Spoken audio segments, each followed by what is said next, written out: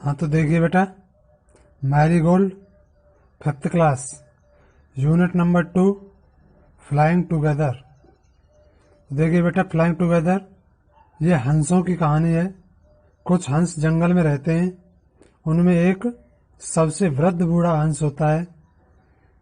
तो वो उन सभी हंसों को बताता है, समझाता है, यानी कि कठिनाई से कैसे उभरा जाता है। वो कठिनाई से उनको निकालता है। वो शुरुआत में उनसे कहता है कि देखिए बेटा, वो उनसे कहता है कि ये जो छोटी बेल आपको दिखाई दे रही है, आप इसको उखाड़ दीजिए, इसको काट दीजिए, नष्ट कर दीजिए, क्योंकि बड़ी होकर के ये हमारे लिए नुकसानदायी होगी। लेकिन वो नहीं मानते हैं और अंत में वो उनके लिए नुकसानदायी होती है। वो एक शिकारी द्वारा पकड़े जाते हैं, उसी बेल के द्वारा। फिर उनको पछतावा होता है और फिर वे अपने बूढ़े वृद्ध हंस से माफ़ी मांगते हैं। तब फिर वही उनको बचने का उपाय बताता है और वो फिर बचते हैं। तो अपने बुजुर्गों की बात माननी चाहिए बेटा। इससे शिक्षा मिलती है कि अपने माता पिता, अपने अम्मा बाबा, अपने से बड़ों की बातों को मानो, क्योंकि उनके पास जिंदगी जीने का तजुर्बा है।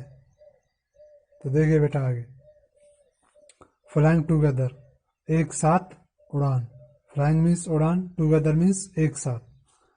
What are some of the things your parents and teachers tell you to do on time? Your parents तुम्हारे माता पिता ने, and teachers अध्यापकों ने, what tell you to do on time? क्या तुम्हें समय पर कुछ चीजें बताई हैं?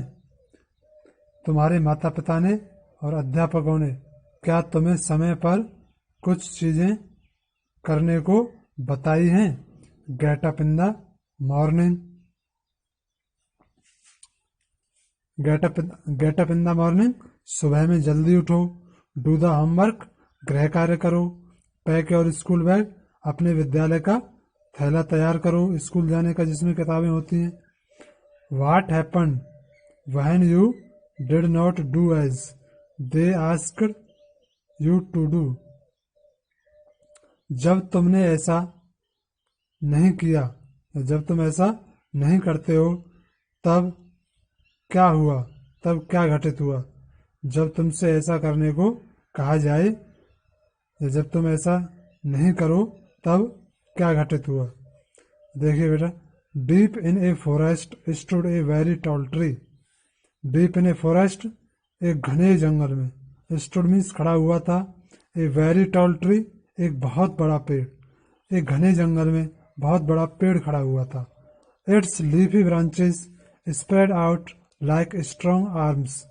इट्स लीफी ब्रांचेस, इसकी पत्तेदार शाखाएं, स्प्रेड आउट, बाहर फैली हुई थी, लाइक स्ट्रॉन्ग आर्म्स, मजबूत भुजाओं की तरह। इसकी पत्तेदार शाखाएं मजबूत भुजाओं की तरह बाहर फैली हुई थी। This tree was the home of a flock of wild गीज।